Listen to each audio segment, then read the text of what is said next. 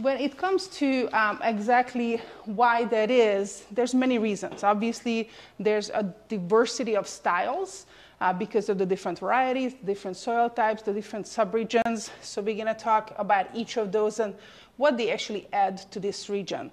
But if you look back at history, it's also the birthplace of Tempranillo, which is obviously the vast majority of the plantings. So when you have a long history of a grape variety and the region going through history, centuries of history of developing different styles, you know that they figured out what is the best way to grow this grape, what is the best way to make wine out of it. Of course, it doesn't come overnight, but centuries take it there. So Napa has another 500 years to get there before we perfect it exactly. But, you know, baby steps. Now, when it comes to overall reputation, of course, most people know that red wine is the name of the game.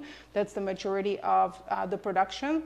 They're going to be based on Tempranillo. They're mostly going to be blends. And they're going to spend a long time aging in oak and bottle as well before they release for the highest category. Now, when it comes to the barrel aging, you know, most people know American oak is the choice, but French oak is also gaining ground for sure in the last couple of decades.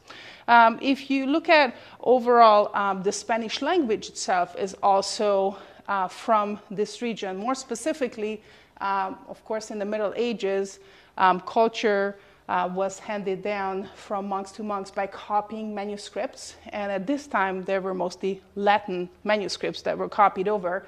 However, in order to make themselves kind of remember things, they started making notes in the local language, which was what we know Spanish today. So this is the area where the first written Spanish words were put on paper or pergament or whatever they used exactly. I don't know how good of a paper it was, but it's definitely a very historic area for the Spanish language itself.